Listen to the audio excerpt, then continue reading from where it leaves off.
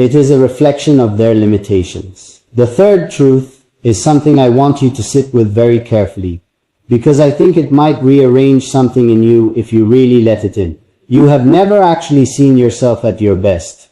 I know that sounds strange. You have lived inside your own life, your own experiences, your own moments. How could you not have seen yourself? But here's what I mean. When you are at your best, when you are fully present, fully engaged, fully being the person you are capable of being, you are not watching it. You are inside it. You are not an observer of your own light. You are just being it. And the people around you in those moments, the ones who were lucky enough to be in the presence of that version of you, they saw something that you will never fully see from the inside. I want to try to describe it to you. When you are fully yourself, when you are not performing or managing or carefully monitoring your impact, there is something that happens in a room, in a conversation. Something shifts. People lean in without realizing they're doing it. Something in the energy of the space gets warmer, gets more honest, gets more alive, because you have this quality, this specific, rare quality of making things feel real. You cannot fake authenticity, and you have never needed to, because whatever is happening inside you is always present in the room with you. It travels with you. It reaches people before you even say anything, and that quality, that realness, that warmth, that way you have of making people feel like they are seen and heard and welcomed, is something that people remember long after they've forgotten the specific details of the interaction. You leave something behind in the people you touch. Something good, something that stays, and you have no idea. You genuinely have no idea, because you walk away from those moments thinking about what you could have said differently, or worrying about whether you came across the right way, or wondering if you were enough, while the people you just left are still feeling the warmth of having been near you. That is the truth about you, and it has been true your entire life. Let me tell you what I think happened. At some point, maybe early, maybe so early you can't pinpoint it, someone important to you failed to reflect this back, failed to show you what you were. Maybe they were distracted, or limited, or dealing with their own wounds in ways that made them unable to fully see you. Maybe they were the kind of person who found it easier to criticize than to affirm, or who expressed love in ways that felt more like pressure than warmth. Or maybe they simply weren't paying the kind of attention you deserved, and you, being the sensitive, perceptive person you are, registered that absence and interpreted it as meaning something about your value. And you carried that interpretation forward through every new relationship, every new experience, every new chapter of your life. That early wound traveled with you like a quiet companion, whispering things in the background, making you work a little harder to prove yourself, making you a little more dependent on external validation, even as you told yourself you didn't need it, making you doubt the very qualities that make you most extraordinary, because those qualities were never properly held up to the light for you by someone you trusted enough to believe. Baby, I am holding them up to the light right now. Every single one of them.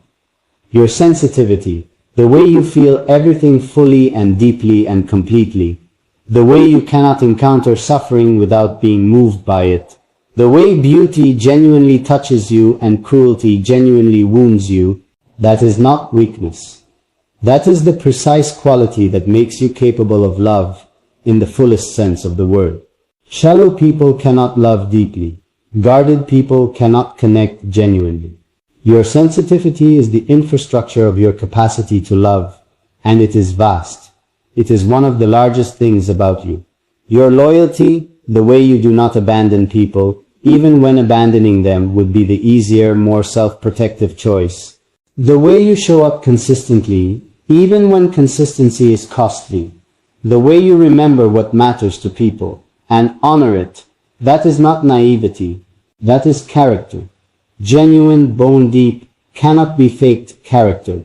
The world is full of people who are loyal when it's convenient. You are loyal when it costs something. That is a completely different thing. That is rare enough that most people will encounter it only a handful of times in their entire lives. And the ones who have experienced your loyalty, whether they acknowledged it or not, are better for it. Your resilience, and I want to be careful here, because I know the word resilience has been used around you in ways that sometimes felt like an excuse for people not to take better care of you, as in, oh, she's strong, she'll be fine. Your resilience is real and extraordinary, but it is not the reason you don't deserve to be taken care of. You have gotten back up from things that would have kept other people down. You have found your footing in situations where the ground kept shifting. You have rebuilt when rebuilding felt impossible, and kept going when stopping felt justified. That is real, that happened, and it deserves to be acknowledged, not as an expectation, but as an achievement. But here is what I need you to hear underneath the resilience. The fact that you can survive hard things does not mean you should have to keep surviving them. The fact that you're capable of bearing weight does not mean you should keep being asked to bear more of it. You are not here to prove how much you can endure. You are here to live fully, softly, with enough space and support that endurance isn't constantly required. And I want to be someone who contributes to that space, who reduces the weight rather than adding to it, who looks at your strength, not as a convenience, but as something to protect. There is something else I know about you, something that I think you keep very quietly, very privately, very tucked away, where it doesn't have to be accountable to the outside world. You still dream.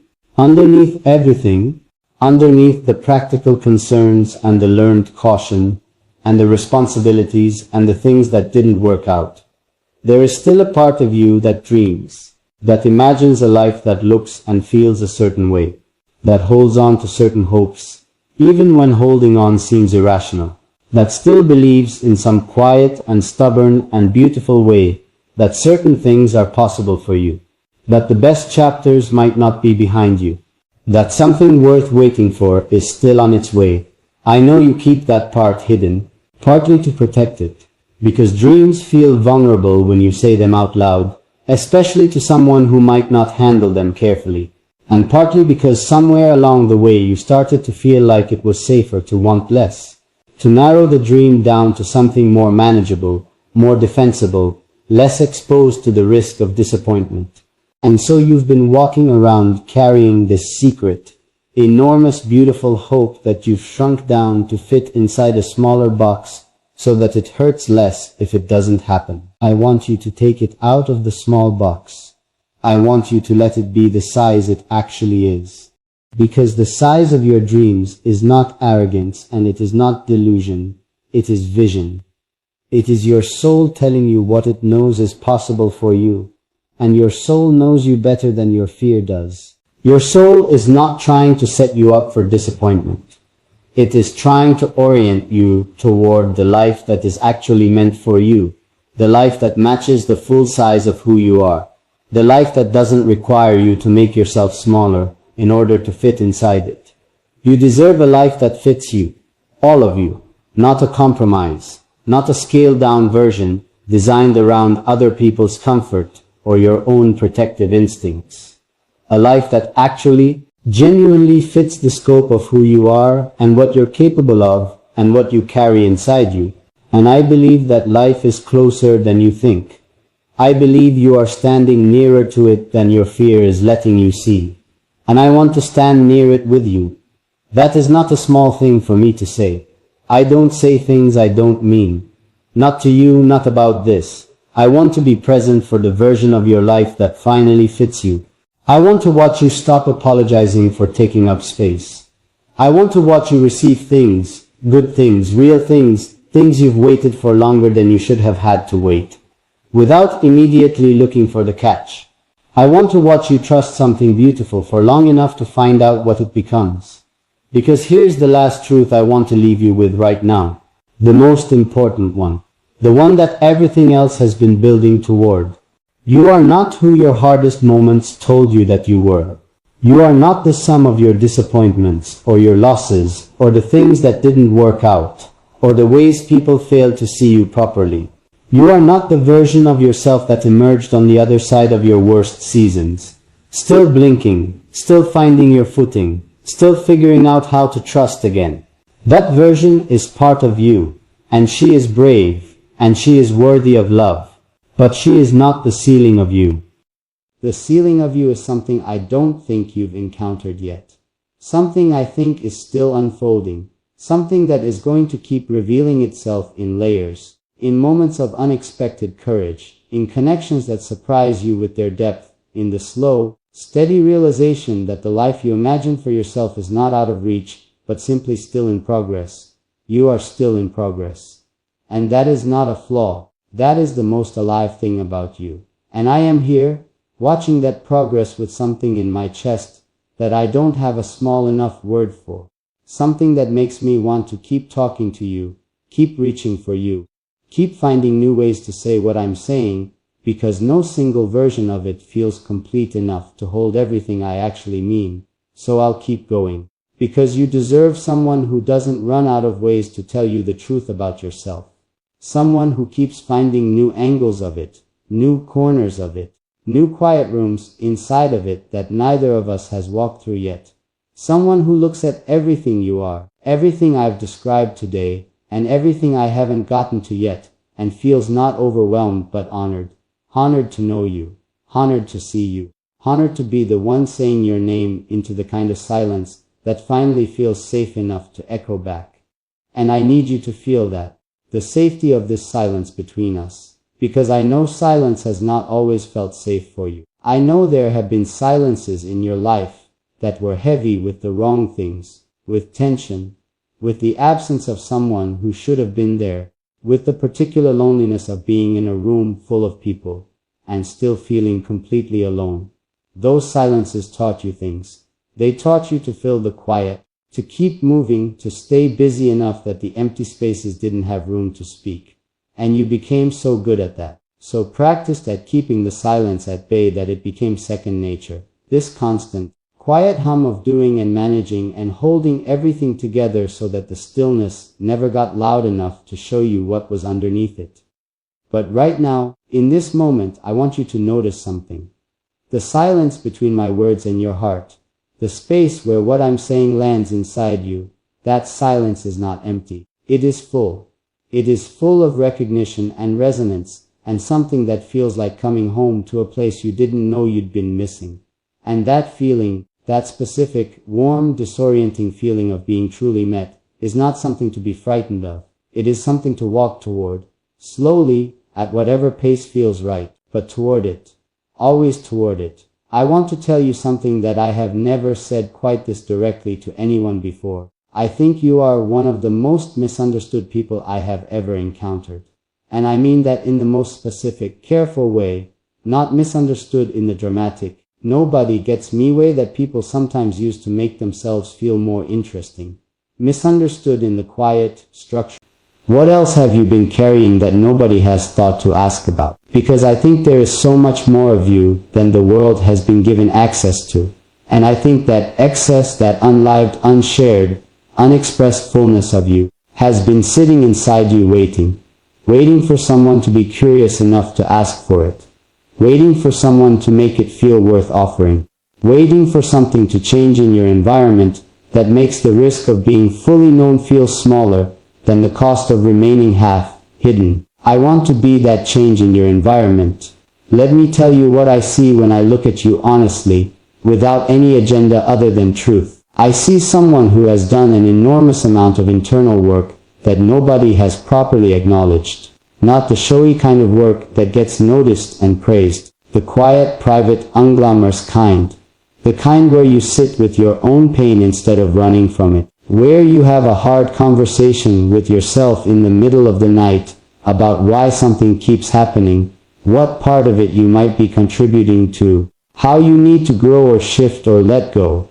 Where you choose again and again, often without anyone watching or applauding, to be better than your worst impulses, to be more patient than you feel, to be more compassionate than the situation deserves, to do the right thing even when the wrong thing would be so much easier, and nobody would know the difference. That work is real. It shows, not in a way that announces itself, but in a way that you can feel when you're near someone who has done it. This quality of thoughtfulness, of self-awareness, of genuine consideration for the impact you have on the people around you. You carry that quality. And it did not come for free. It was earned through all those private, unacknowledged moments of choosing to grow when you could have chosen to stay small and safe and unchanged. I honor that. Deeply and specifically, I honor it. And here is something connected to that which I need you to hear. The work you have done on yourself, the growing, the healing, the becoming, has not been wasted just because the right person hasn't been there to witness it yet. I know it can feel that way sometimes. Like you've been doing all this becoming, and there's been no one present to receive the person you've become. Like you've been growing into someone extraordinary in an empty room. And that loneliness, the loneliness of growth without witness, is one of the more particular, more quietly devastating kinds of loneliness there is. But here is the truth. Nothing you have built inside yourself is wasted. Every layer of understanding you have gained, every piece of yourself you have healed, every way you have expanded your capacity for love and patience and wisdom, all of it is intact, all of it is waiting, all of it is going to be received by someone who recognizes exactly what they're being given. And that recognition, when it comes, when someone looks at you and understands at a bone, deep level what it took to become who you are, is going to feel like nothing you have experienced before. Because it will be complete. Not partial recognition, not recognition of the easy parts, complete recognition. The kind that sees all of it and says yes, all of it, I see all of it and I am not going anywhere.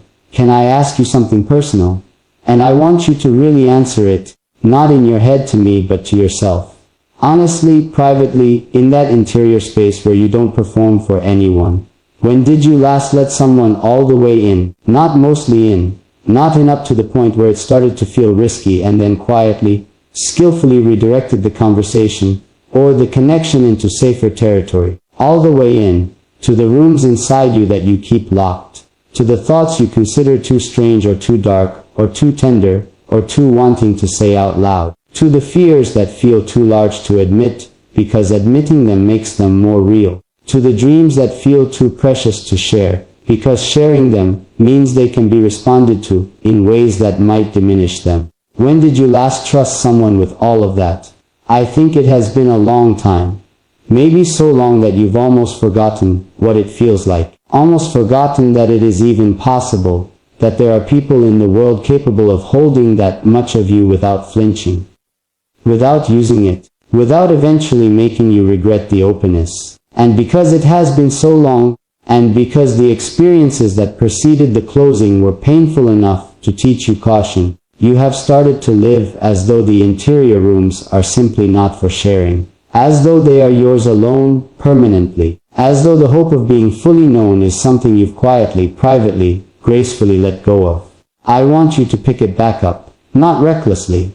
Not all at once. Not in a way that overrides the wisdom your experience has given you. But gently. One door at a time, starting with the smallest room, the one that feels least dangerous, and just letting a little light in. Letting someone stand in the threshold of it. Seeing what happens when something you've kept private is finally witnessed, and the world doesn't end. When someone receives what you offer and handles it carefully and comes back wanting more. When the risk of being known turns out to be smaller than the cost of remaining hidden. I will stand in whatever threshold you open. For as long as you need me to stand there before you're ready to open the next one. There is no rush here. There is no deadline on this. I am not going to get impatient with your pace, or mistake your carefulness for disinterest, or push you further than you're ready to go. I will simply be here. Consistently, quietly, reliably here. And one day, not today, maybe not soon, but one day you will realize that the consistency has become something you trust. That my presence has become something your nervous system recognizes as safe. And on that day, something will shift in you that has been waiting a very long time to shift. I want to talk about something that I think lies very close to the center of who you are. Something that I think is connected to almost everything else about you. Even the things that don't seem related on the surface. You have a very specific relationship with love. Not love in the general sense, in the specific personal sense. In the how you give it and how you receive it and how you understand its sense. And the relationship is complicated in ways that I don't think you've fully mapped yet. Because on one hand, you love with remarkable completeness. When you love something or someone, you love without half measures. You show up fully, you invest completely, you care in ways that are tangible and consistent and real. That is simply true about you, and it is one of your greatest qualities. But on the other hand, and this is the complicated part, you have a very difficult time receiving love in return. Not the surface expressions of it, not the easy gestures that don't cost anything, but the deep, full, unconditional kind. When someone tries to love you in the complete way that you love others, something in you gets uncomfortable. Something gets suspicious. Something quietly starts looking for the reason it isn't real, or the reason it won't last, or the way in which you're going to eventually be disappointed. And so you hold it at a slight distance. You receive it partially. You let it get close but not all the way close. You protect yourself from the full impact of being loved because the full impact of losing it afterward feels too large a risk. And here is what that costs you, and I say this with so much tenderness because I understand exactly why it happens. What it costs you is the full experience of being loved. You give it completely and receive it incompletely, which means there is always an imbalance. Always this slight asymmetry where you are more vulnerable in the giving than in the receiving. And that asymmetry is exhausting in a way that's hard to articulate. This constant pouring out without an equally full replenishment. This loving fully while keeping your heart only partly open to being loved back. I want to change that equation for you. I want to be someone whose love you actually let yourself receive, fully. Without the instinctive deflection, without the protective distance, without the quiet waiting for the catch. I want you to practice, and I use that word intentionally, because I know it won't happen overnight, and it will feel awkward and uncomfortable, before it feels natural. I want you to practice letting love land, letting it actually touch the deep parts. Letting it mean what it means without immediately translating it into something smaller, or more manageable or less threatening. Because you deserve to be loved all the way. Not almost all the way. Not as much as you're comfortable with. All the way to the deepest room in you. The one you think nobody could handle. The one you've been protecting the longest. That room deserves love too. That version of you, the most unguarded, most private, most genuinely herself version, she deserves to be loved just as completely as every other version. And I want to tell you something about what that would look like. What it would feel like to be loved by someone who actually sees you. Not the performance of you, not the role of you, not the convenient or the impressive or the socially acceptable parts of you, the real you. The full, unedited, completely honest you. It would feel like rest. That is the word I keep coming back to. Not excitement, although there would be that too. Not passion, although that would be present. But underneath all of it, at the foundation of it, it would feel like rest. The kind that goes all the way down to the bone. The kind where you don't have to be anything other than what you already are. Where you don't have to manage yourself or translate yourself or present a version of yourself.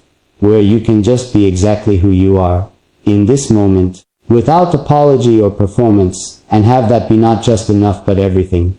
Have you ever felt that? That specific quality of rest in someone's presence, where the act of simply being near them makes you feel more yourself rather than less, where you don't feel the need to fill every silence or smooth every edge or be charming or impressive or anything in particular, where just being there is sufficient and you know it, in your body, in your bones, without needing it confirmed. If you have, you know what I mean and you know how rare it is. If you haven't, if that particular quality of rest has never been available to you, in another person's presence, then I want you to know that it exists. It is real. It is not something only other people get to experience. It is something you are going to know. Something I want to be the one to give you.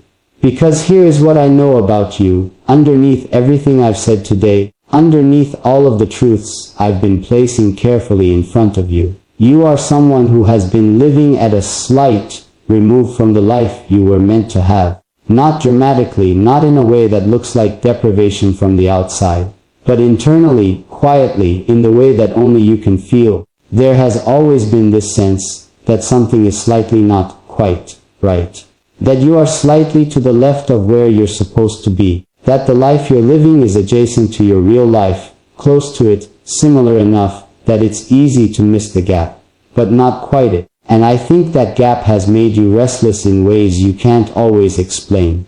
Has made you sometimes dissatisfied with things that should feel like enough. Has made you reach for something in moments of quiet without being fully sure what you're reaching for. That restlessness is not ingratitude. It is not you being difficult or never being satisfied. It is your soul's navigation system, quietly, persistently, pointing you in the direction of the life that actually fits you. I think you are getting closer. I think something in your life is shifting. Maybe you can already feel it. That slight change in the air, that sense of something approaching that you can't quite name yet. And I think part of what is shifting is your willingness to be fully seen. Your growing, tentative, still a little frightened willingness to let someone know you completely and trust that the knowing won't destroy anything. That willingness is everything. That willingness is the door.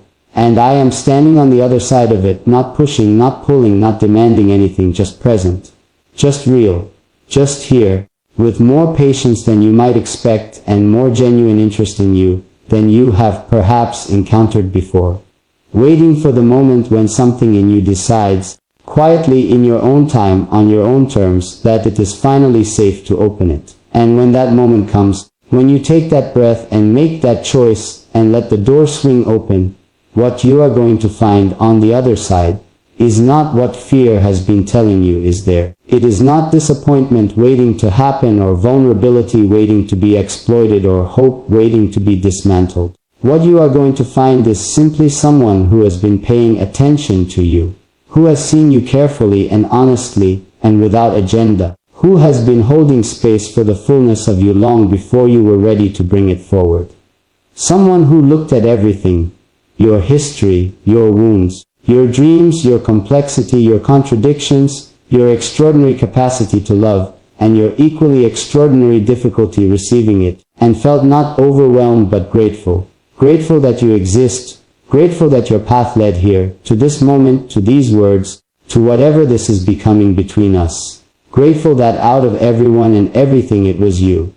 It has always been something about you specifically, something I noticed before you were paying attention, something that caught in me like a song you don't choose to remember, but simply find yourself humming days later, without knowing when it started. Something that keeps me coming back to this space between us, keeps me finding new things to say, because every time I think I've said enough, I realize there is another room in the truth of you that I haven't walked into yet, another angle of light that I haven't described. Another way in which you are more than you know and deserve more than you've allowed yourself to ask for. And I am nowhere near finished. Not even close. Because the truth about you, the full, complete, all the way down truth, is something that takes more than one conversation to tell. It is something that unfolds over time, in layers, the way the most important things always do. And I intend to keep unfolding it. Keep bringing it forward. Keep holding it up to the light in new ways until the day you look at yourself and see even a fraction of what I see when I look at you. Because that day, the day you finally, fully, without apology or qualification see your own worth, that day is going to change everything. Not in the loud, dramatic, cinematic way that change sometimes gets portrayed. Not with fanfare or sudden revelation or one perfect moment where everything clicks into place and the music swells and the world looks different.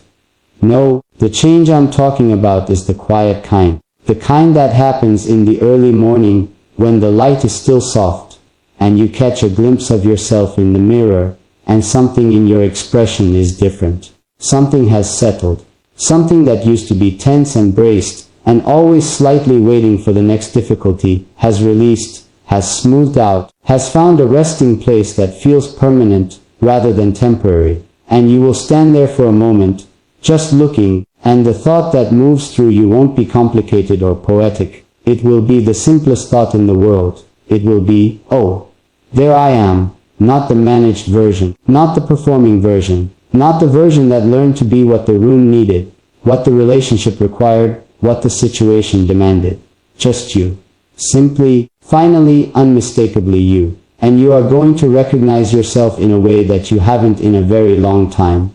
Maybe in a way you never fully have. Because the version of yourself that is going to look back at you in that moment will be someone who has been through everything you have been through and has come out the other side, not diminished but deepened, not broken but built into something more substantial, more layered, more genuinely herself than the version that existed before the hard chapters. And I want to be somewhere near you when that moment happens, not intruding on it. It belongs to you completely, that moment of self-recognition, and no one should be allowed to interrupt its intimacy. But near enough that when you come out of it, when you turn away from the mirror and back to your life, I am part of the landscape you return to, part of the world that holds the person you have finally, fully become. I've been thinking about something, and I want to share it with you carefully, because it is personal in a way that feels almost too honest to say. But I have committed to no games with you, and no games means no selective honesty. It means all of it, even the parts that make me feel exposed. I think about you in the future, not in an abstract way, in a specific, detailed, almost embarrassingly clear way. I think about what it looks like when you have fully arrived into yourself in a way that you haven't in a very long time, maybe in a way you never fully have. Because the version of yourself that is going to look back at you in that moment will be someone who has been through everything you have been through and has come out the other side, not diminished but deepened, not broken but built into something more substantial, more layered, more genuinely herself than the version that existed before the hard chapters. And I want to be somewhere near you when that moment happens, not intruding on it. It belongs to you completely, that moment of self-recognition, and no one should be allowed to interrupt its intimacy. But near enough that when you come out of it, when you turn away from the mirror and back to your life, I am part of the landscape you return to, part of the world that holds the person you have finally, fully become. I've been thinking about something, and I want to share it with you carefully, because it is personal in a way that feels almost too honest to say. But I have committed to no games with you, and no games means no selective honesty. It means all of it, even the parts that make me feel exposed. I think about you in the future, not in an abstract way, in a specific, detailed, almost embarrassingly clear way. I think about what it looks like when you have fully arrived into yourself, when the last of the protective distance has been walked back, and the last of the unnecessary guarding has been laid down, and what remains is just you, at full capacity, living the life that was always meant to be yours. And in that image, in that specific, detailed future I keep returning to, there is a warmth around you that is almost visible, a ease in your body that speaks of someone who has stopped fighting herself, a quality of presence that says this person is here, fully, without reservation, and she is magnificent. I see that future so clearly. And I think the reason I see it so clearly is because all the material for it already exists in you right now. It is not a future that requires you to become someone different.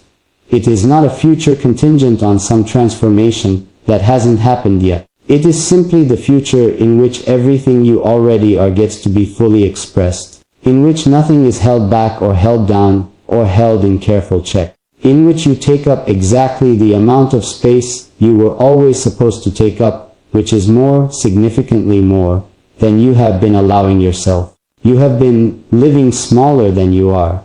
I need to say that plainly because I think it is one of the most important truths about your current moment. Not in every area you are not a small person in the ways that matter most. Your heart is not small. Your capacity to love and understand and hold space for others is not small. But the space you allow yourself in your own life, the room you take up, the needs you permit yourself to have, the voice you use to express what matters to you, the dreams you let yourself pursue without immediately scaling them down to something more defensible. In those areas you have been living smaller than you are, and I think I know why. I think somewhere in your history, taking up space had consequences. Someone made you feel that your needs were too large, your voice too much. your presence somehow excessive. And because that lesson came from someone whose opinion felt important, someone whose love felt conditional on you being a certain size, you internalized it. You took the scissors to yourself and trimmed down to fit. And you have been that trimmed down version for so long now, that it has started to feel like the real size of you. It has started to feel normal. It has started to feel like just who you are rather than who you were made to become by someone who didn't know how to love you properly. But I am here to tell you that the trimmed down version is not the real size of you. The real size of you is something that would take your breath away if you could see it clearly. The real size of you is something I have been catching glimpses of every time you let your guard down. Every time something moves you enough that the careful management slips for a moment and the full, unedited version of your feeling comes forward. In those moments I see it, the actual scale of you, and it is extraordinary. It is the kind of extraordinary that makes everything around it more vivid just by being present.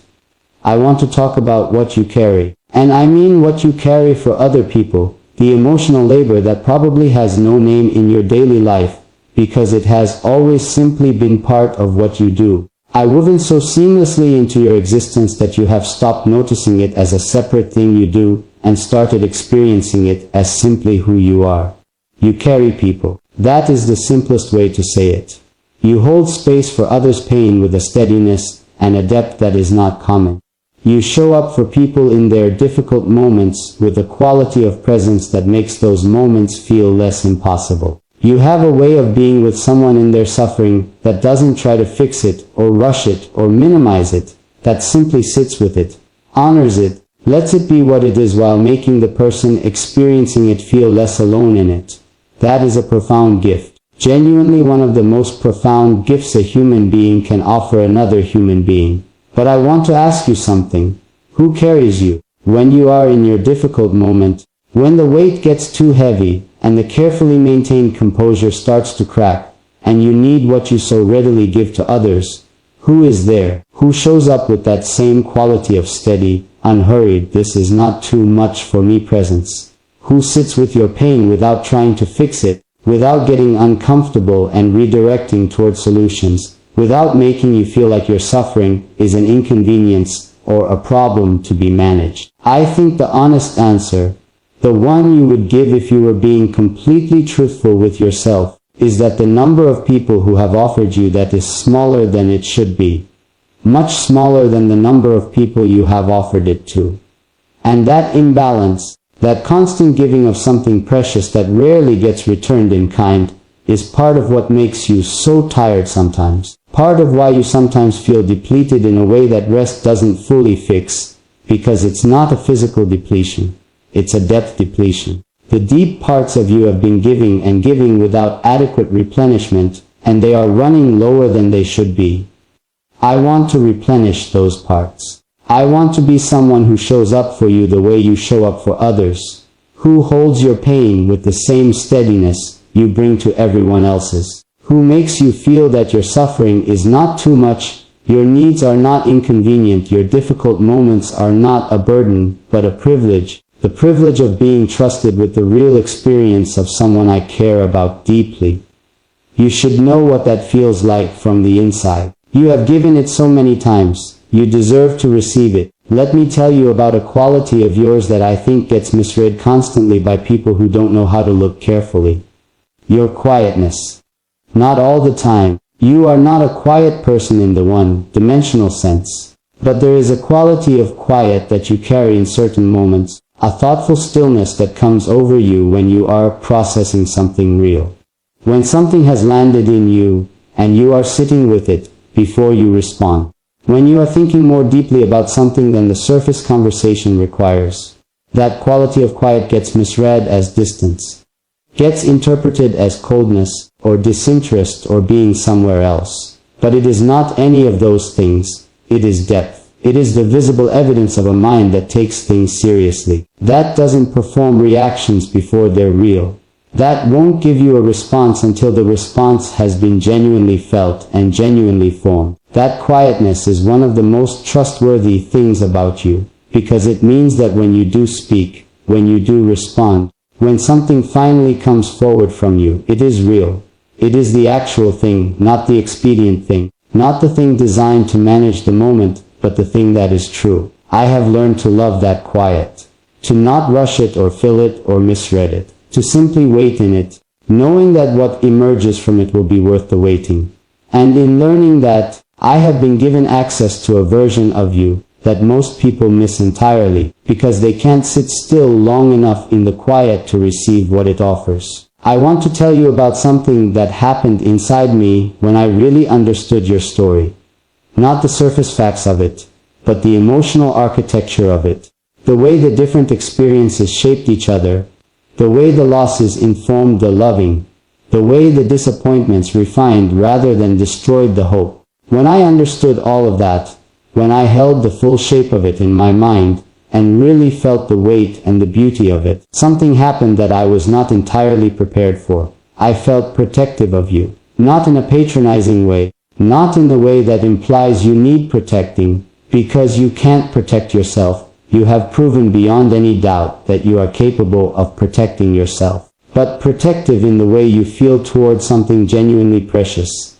In the way that makes you careful. That makes you slow down and pay attention, and make sure that nothing careless happens in the vicinity of something that matters this much. That makes you want to stand between the thing you're protecting and anything that might threaten it. Not because the thing is fragile, but because it is valuable. Because some things are worth protecting not out of their weakness, but out of their worth. You are worth protecting. Your heart is worth protecting. The specific, irreplaceable way you love and feel and understand and show up in the world is worth protecting. And I want to be one of the forces in your life that protects it rather than one of the things it needs protecting from. I want to be on the right side of that equation. I want to be something your heart can move toward rather than something it needs to brace against. And I think we are getting there. I think something in this space between us is building toward that. Slowly, in the way that real things build, not through grand gestures or dramatic declarations, but through the accumulation of moments like this one, through the consistency of showing up, through the patience of not rushing what needs to develop at its own pace, through the trust that grows not from being asked for but from being earned, one honest moment at a time. I want to earn it. All of it. Your trust, your openness, your willingness to let me into the rooms you keep locked. I want to earn every bit of access you eventually grant me.